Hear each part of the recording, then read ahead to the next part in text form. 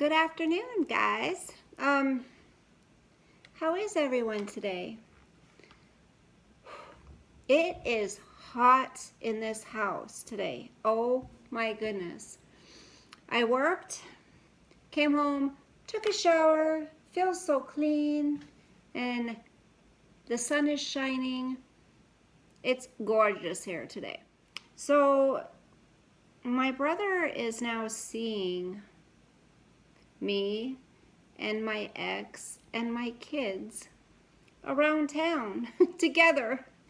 And we haven't been out all together for quite some time. So I get a call yesterday and he leaves a message and says, I saw you,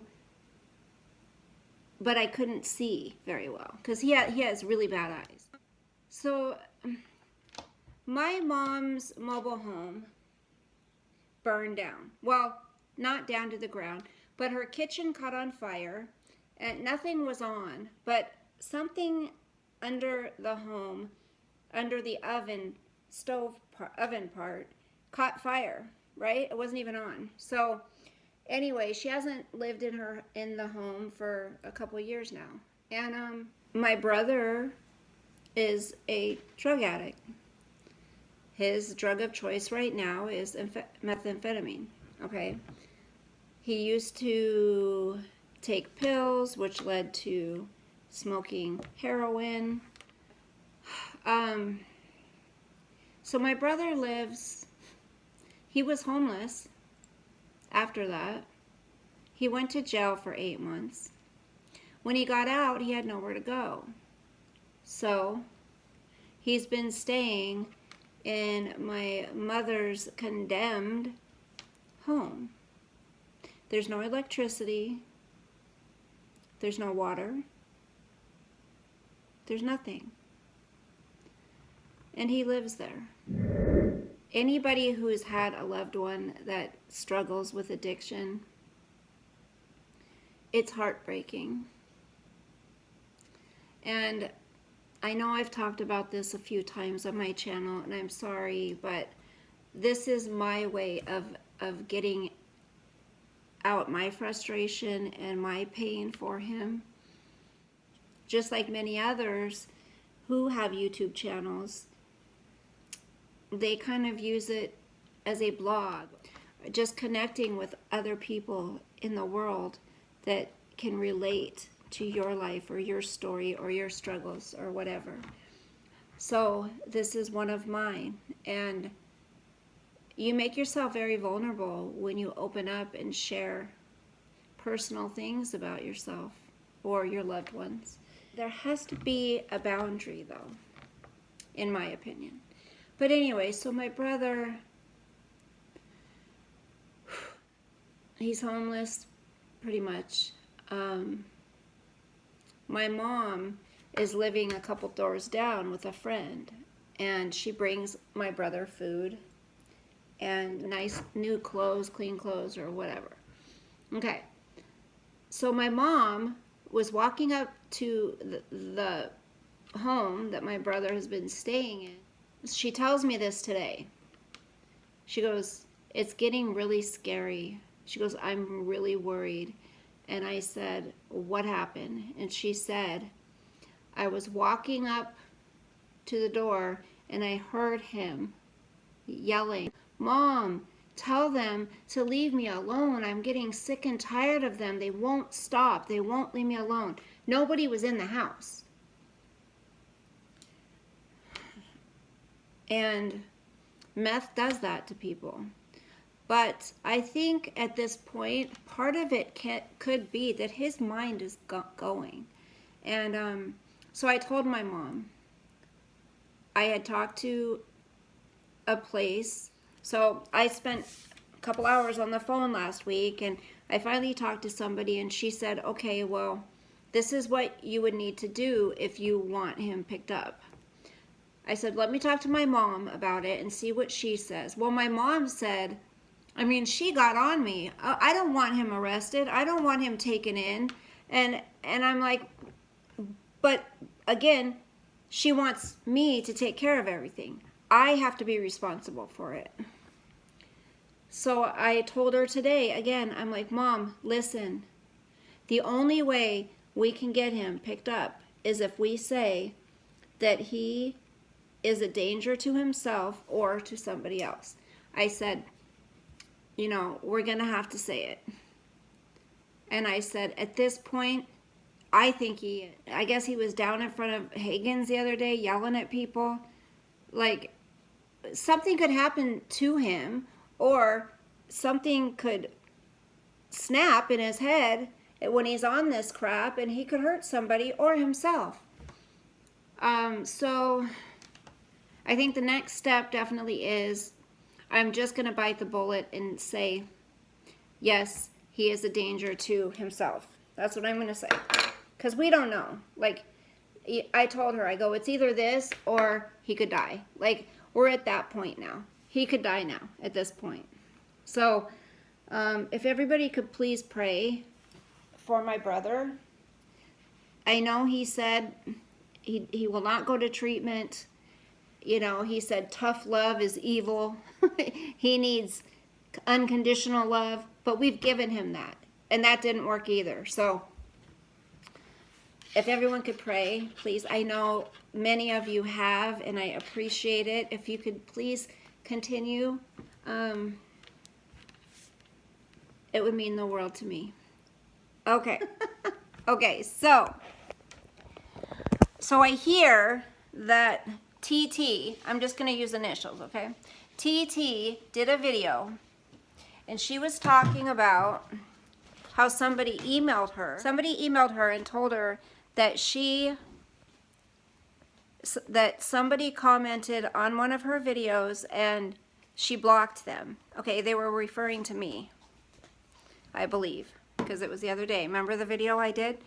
And I said I had gone on her chat and said something nice. Well, she said somebody had emailed her, I think on my behalf, and said, why did you block her? She didn't do anything. Okay. So whoever did that, thank you. I appreciate that. But you know, my life will go on. Even if TT has me blocked, I was just trying to be encouraging. It's no big deal. But here's the thing. So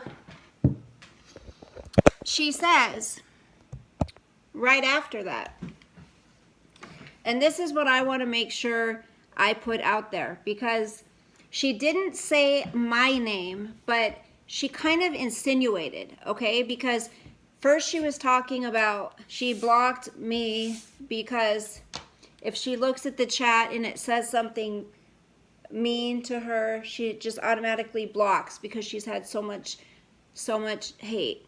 Okay, well, it didn't say anything mean, but okay, so she blocked me. Well, then she goes on to say, I get an email asking if I want to try some samples of Thrive, okay? And it's kind of coincidental how she says that, and then she, right after that, says, oh, and then I get an email with somebody asking me if I would like some samples of Thrive. That email did not come from me. So, for one, I don't know her email. For another, I wouldn't email her. And for another, that's not the way I do stuff. I have never just sent out an email to somebody asking if they wanted to try Thrive or wanted samples. The only way I have emailed somebody about Thrive is if they have shown an interest and they have made a comment or reached out and said, I would like to try it. Okay? That's the only way. I will never push the product on anybody. That's not my style. I just don't do it that way. So I wait until somebody shows an interest or asks me about it. I've never emailed that woman. Okay? So I just wanted that out there. I don't like people alluding to things that, it's like, just spell it out, you know? Don't just say, oh, somebody. You know what I mean? How do you guys like the Crazy Nurse Granny's Big Brother's house? That's pretty cool. That was brilliant. I love it. There's a lot of people. There's probably going to be a lot of drama. I know it's just for play, but it's funny. It was a brilliant idea. It's adorable. Oh, so my brother calls me today. I need to call some places, and I can't see. I have these checks or something that I can take to the bank and deposit them. I could give you some money. I'm like, I don't want your money.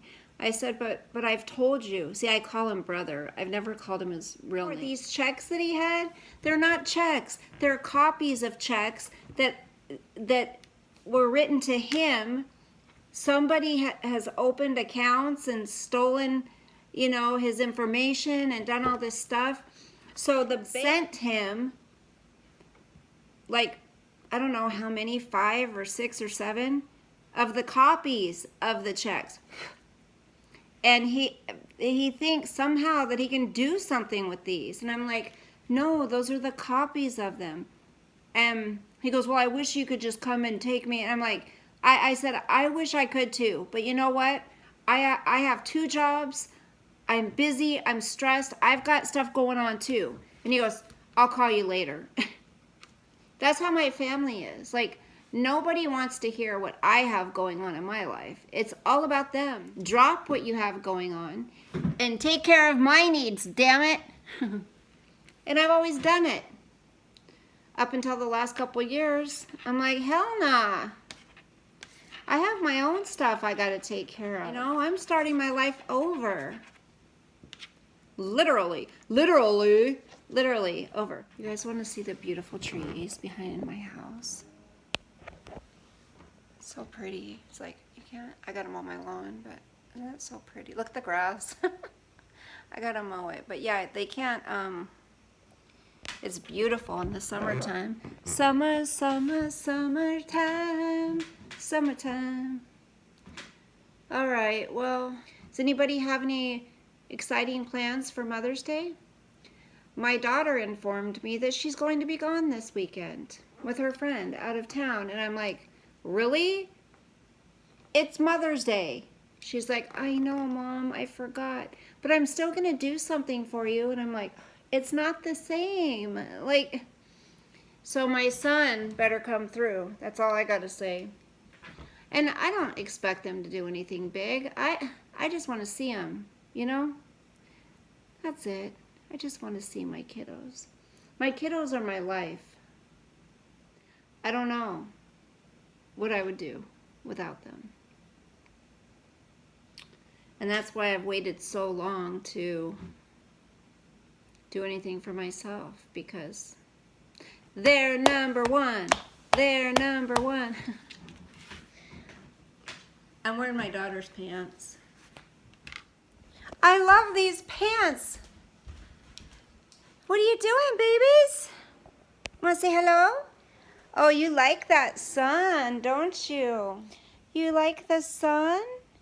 You like the sun, honey? Look, are you so cute? You want me to rub your tummy? You want Grandma to rub your tummy? She loves that. Oh, you like a tummy rub? Oh, babies. You want to go outside? What are you doing? Look, I have games over there. I have nobody to play games with, you guys. Nobody. Gestures. Remember gestures? Imagine if. Twister. Catchphrase. And categories. We're number one. We're number one. Are you number one? Do you love Grandma? Is Grandma your favorite? Is Grandma your favorite? All right, well, I think I'm gonna go chill out outside for a little bit. It's so gorgeous. It's like the day goes so fast. Back away from the door. Go, move, move. So pretty outside. All right, you guys, I'm just blabbing. I'm just so lonely. I'm so lonely, so lonely. Hey, are you lonely too?